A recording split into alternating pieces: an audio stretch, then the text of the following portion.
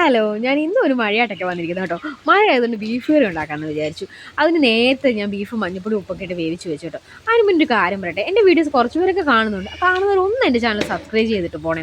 അങ്ങനെ പാത്രമൊക്കെ ചൂടായി, അതിനകത്ത് എണ്ണ ഒഴിച്ച്, എണ്ണ ചൂടായതിന് ശേഷം ഞാൻ അതിൽ കടുക്, കറിവേപ്പില, ഇഞ്ചി, വെളുത്തുള്ളി എന്നിവയെല്ലാം ഇട്ട് വഴറ്റുക കേട്ടോ. എന്നിവ വഴറ്റിയെടുത്തതിന് ശേഷം ഞാൻ അതിനകത്ത് സവോള മിക്സ് ചെയ്തു.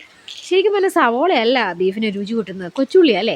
അപ്പോൾ കൊച്ചുള്ളി എനിക്ക് പൊളിക്കാൻ മടിയാണ് താനും, അതിവിടെ ഇല്ല. അതുകൊണ്ട് ഞാനത് എടുത്തില്ല, ഞാനത് സവോളയാക്കി. സവോള നല്ലതായിട്ട് വഴറ്റും കേട്ടോ. സവോള നല്ലതായിട്ട് വഴറ്റാൻ വേണ്ടി ഉപ്പ് ചേർത്താൽ മതി എന്നാണ് പറഞ്ഞിരിക്കുന്നത്. അതിനുശേഷം തക്കാളി ഇട്ടു.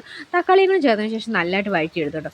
ശരിക്കും പറഞ്ഞാൽ ബീഫിന് എന്തോ കോമ്പിനേഷൻ പൊറോട്ടയല്ലേ. ശരിക്കും പൊറോട്ട ഇവിടെ ഇല്ല. അതുപോലെ ഞങ്ങൾ ചക്ക ചെയ്തെടുത്തിരിക്കുന്നത്, ചക്ക വേവിച്ചതും ബീഫും കൂട്ടാമെന്ന് വിചാരിച്ചത്. അപ്പോഴേക്കും നേടെ നമ്മുടെ സവാളെല്ലാം വഴണ്ടു വന്നു. സവാളെല്ലാം വഴണ്ടു വന്നതിന് ശേഷം ഞാൻ മസാല ചേർക്കാൻ തുടങ്ങി. മഞ്ഞൾപ്പൊടി, മല്ലിപ്പൊടി, മുളക് പൊടി, മീറ്റ് മസാല എന്ന സാധനങ്ങളെല്ലാം ഇട്ട് നല്ലതായിട്ട് വഴറ്റിയെടുത്തു. നേരത്തെ ബീഫ് വേവിച്ച് വെച്ചോണ്ടേ ഈ മസാല ആക്കി വെച്ചാൽ മതി, എന്നിട്ട് മിക്സ് ചെയ്താൽ മതിയല്ലോ. അങ്ങനെയാണ് ഞാനങ്ങനെ ചെയ്യുന്നത് കേട്ടോ. പലരും പല രീതിയായിരിക്കുമല്ലോ. അങ്ങനെ ചെയ്തതിന് ശേഷം വേവിച്ച് വെച്ച് ബീഫായിട്ട് ഞാൻ മിക്സ് ചെയ്ത് വെച്ചു. അപ്പം പിന്നെ ഞാൻ ബീഫും ചക്കയും കഴിച്ചിട്ട് വരട്ടെ. ഓക്കേ.